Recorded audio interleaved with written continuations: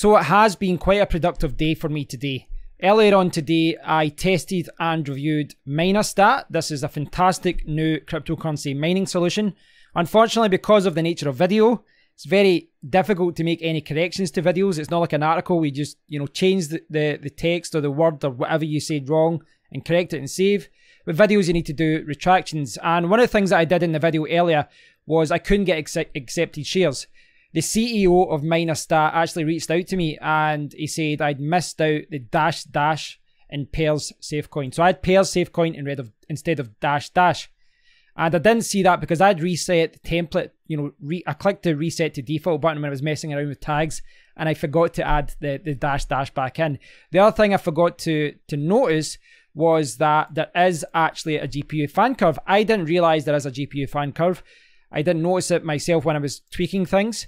But yeah, it's there. It's a premium feature, but you can set up a GPU fan curve.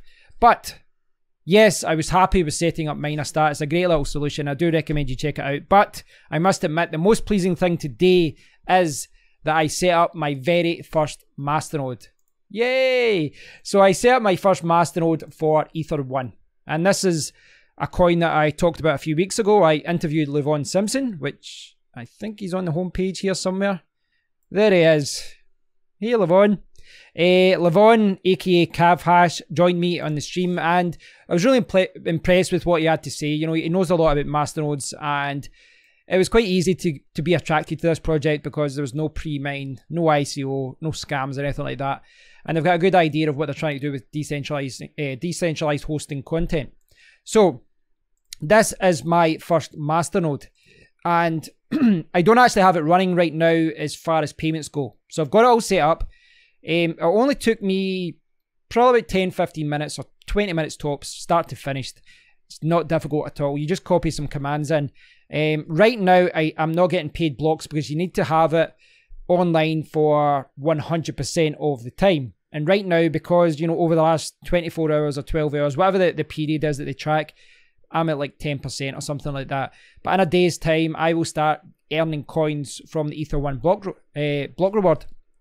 So yeah, very, very, very exciting. Interestingly, this wasn't, I didn't think this was going to be my very first masternode because I'd spoke with Bishoy from Equipool and I'd also seen Crypto Hashtank, and both of those websites offered Ether1 as a shared masternode. But Bishoy says he doesn't have much experience with Ethereum yet, with Ethereum coins or 8hash coins, and Crypto Hashtank as well. They had a problem with the payment system, so they haven't set up their bot yet to for a shared masternode for Ether1. So I decided to save up to 5,000 coins and I set up my own node. Now, as far as the node itself, as far as setting it up, it's actually fairly simple. Now, a few people have asked, if I can do a tutorial about this. I might do it. I need to look into this. It is actually quite difficult for me to do this from a recording point of view because the IP address of my node, of my deployment on Vulture, which is where I'm hosting it, a VPS, the IP address is shown, and it's shown on multiple screens, and it would be 20 minutes to do a video or 30 minutes to do a tutorial, but it would probably be like 2 days of editing to blur out all the instances of the IP address because it's shown everywhere. There's maybe a workaround around that, but obviously I need to think about security when I'm displaying IP addresses on videos. Some people out there are malicious and they would maybe attack the node or do anything like that, so it isn't in my interest to do that. Have to be careful. But I don't need to reinvent the wheel either. So this is the node setup guide for Ether1, and setting up a masternode is different for every single cryptocurrency. Here they've got two different types of nodes. The service node, which is the one that I've got, requires 5,000 coins. The larger masternode is 15,000. Now, the masternode is 3 times as expensive as the service node, but as far as the block reward goes, the masternode will give you 4 times the return. So for 3 times the price, you will get 4 times as many coins in the blocks. This requires essentially a $5 VPS plan. This requires a $10 VPS plan. Now, as far as the setup guide goes, it is fairly simple. I just follow this guide. And I do have experience with, managing websites and hosting and running servers and things like that. But I'm not the world's biggest user of Linux or anything like that either. So I really just went with the whole copy and paste. And I didn't have to go through and I didn't have to search anything.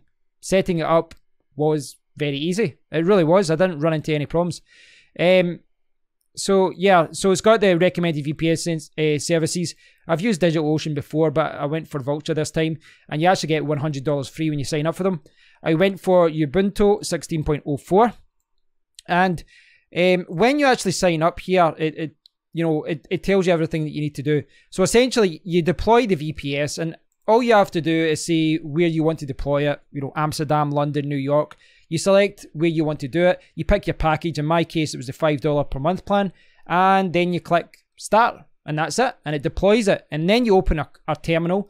There's a part that says open console. You log in as the root. And the root password are provided to you by Vultr. And then you just go through. You enter that command. Push enter. And enter that command. Push enter. That one. That one.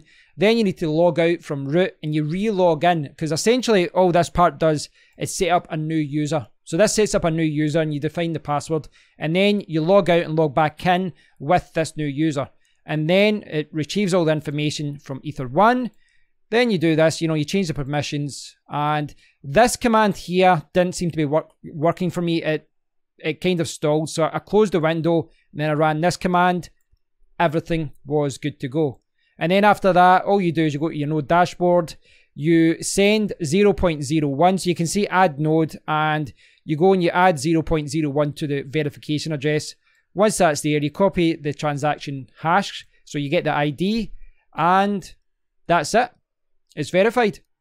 And then once you've done that, you will see verified, and it will say like 0% uptime, but over time it'll keep going up, and maybe it'll be 24 hours until I'm at 100%, but once I'm at 95%, I believe it is, once I'm at 95%, I will get coins. I'll get free coins, free money. So this is exciting for me. One, I was very pleased with today, because I was pleased with MinerStat. I think it's a really cool solution. I'm now using it for my 4th rig instead of awesome miner. I'm trying it out and I really like it. But the pleasing thing about the Ether1 Masternode for me was how easy it was to set up. And perhaps some people maybe have some problems with it more than I would, because I do have experience with hosting, but it was very simple. I really didn't have any difficulties at any point. I really was copy and paste, and I just followed the guide, and I was like, is that it? And it was, that was it. So I'm just waiting for the verification, then hopefully I'll see the coins, just coming into my wallet. What I ideally like to do with these coins is reinvest them and either save up for the higher masternode, or find a shared masternode where I can put my coins in the meantime to earn some money. On the subject of shared masternodes, this is really, and I've talked about this recently, but this is really changing my mindset about how I move forward. And I do like the idea of putting a lot of my funds into masternodes. Ideally, I'd love to have like 10 different nodes, 10 different coins with 10 different masternodes, and make $20, $30, $40, $50 per month per coin, that kind of thing, and just keep reinvesting the funds, or from time to time cash out some of the funds depending on what's happening with the project. But I do like the idea of earning money when you're holding coins. And there's a practical application for this as well, because the nodes are, well, it depends what the coin is, but they're securing the network, or they're securing an exchange, a decentralized exchange or something. There is a valid reason for these nodes to exist, and I like the idea of free money.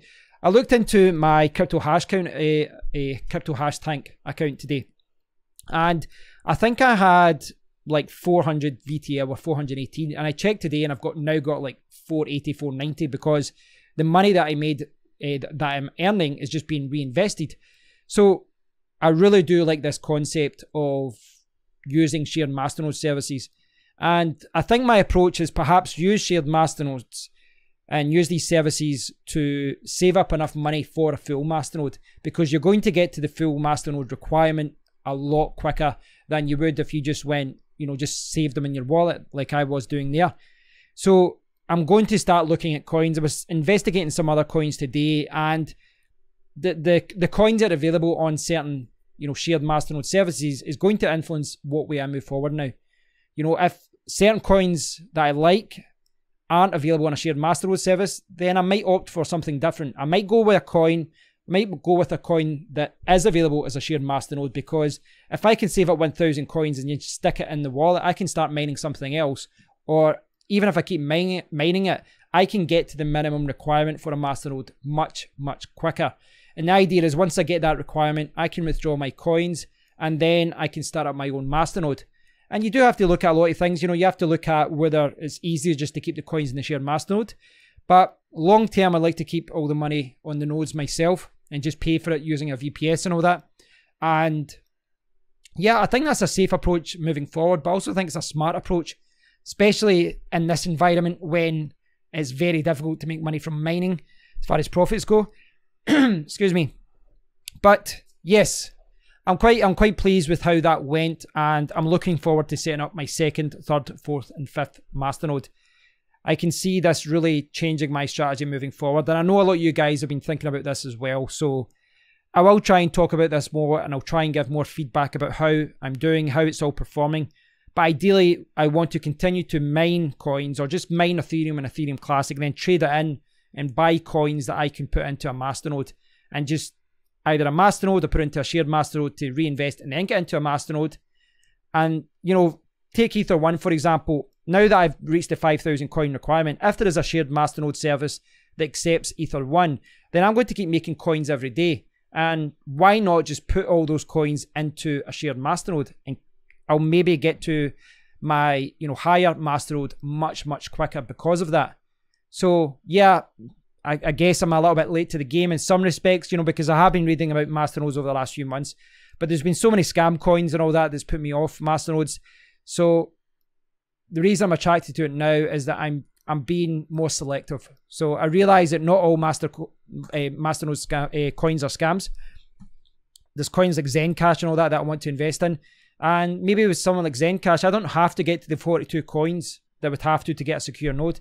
Maybe I just get to 10 coins and I put in a shared Masternode and then just wait until it accumulates. There's so many ways to tackle this and so many ways to approach this.